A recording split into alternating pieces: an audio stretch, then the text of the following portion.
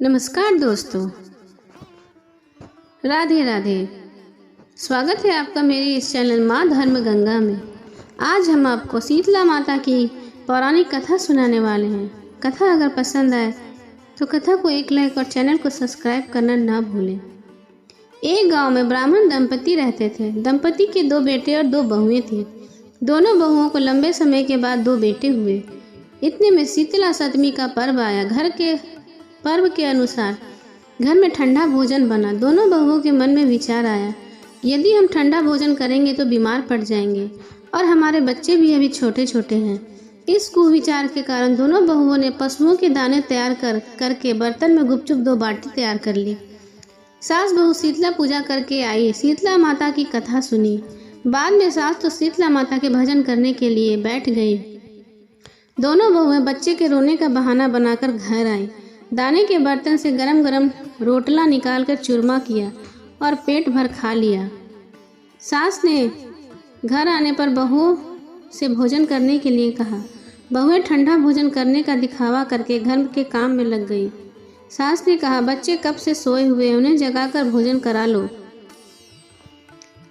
बहुएं जैसे ही अपने अपने बेटों को जगाने गई तो उन्हें मृत पाया।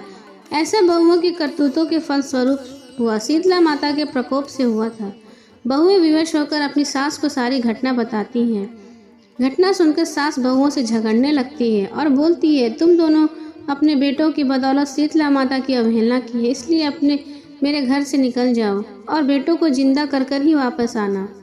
अपने मृत बेटों को टोकरे में सुलाकर दोनों बहुएं घर से निकल पड़ती हैं। जाते जाते रास्ते में जीर्ण वृक्ष आया। यह खेजड़ी का वृक्ष था। इसके नीचे ओरी शीतला दोनों बहनें बैठी थीं। दोनों बहनों के बालों में बहुत सारी जुएं थीं। बहुओं ने थकान का अनुभव किया। दोनों बहुएं ओरी और शीतला के पास आकर बैठ गई। उन दोनों ने शीतला ओरी के बालों से खूब सारी जू निकाली। जुओं का नाश होने से ओरी और शीतला माता को अपने मस्तक में शीतलता का अनुभव हुआ। कहा, तुम दोनों ने हमारे मस्तक को शीतल किया है, वैसे ही तुम पेट की शांति मिले। दोनों बहुएं एक साथ बोली कि पेट का दिया हुआ लेकर हम मारी मारी भटक रही हैं, परंतु शीतला माता के दर्शन नहीं हुए। शीतला माता ने कहा, तुम दोनों पापनी हो, दुष्ट हो, दुराचारिणी हो, तुम्हारा तो मुंह देखने के योग्य नहीं है।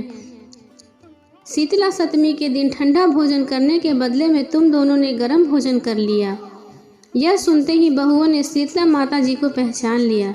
देवरानी जेठानी ने दोनों माताओं का वंदन किया। गिड़गिड़ाते हुए कहा, हम तो भोली भाली हैं, अनजाने में गर्म खाना खा लिया। आपके प्रभाव को हम जानती नहीं थी। आप हम दोनों को क्षमा करें, पुनः ऐसा हम कभी नहीं करेंगे। उनके पश्चात भरे वचनों को सुनकर दोनों माताएं प्रसन्न हुई। शीतला माता ने मृतक बालों को जीवित किया। बहुओं ने तब बच्चों को साथ लेकर आनंद पुनः गांव लौट आई। गांव के लोगों को जाना कि दोनों बहुओं ने शीतला माता के साक्षात दर्शन हुए हैं। दोनों का धूमधाम से स्वागत कर गांव में प्रवेश कराया गया। बहुओं ने कहा, हम गांव में शीतला मंदिर बनवाएंगे और शीतला माता की धूमधाम से पूजा करेंगे।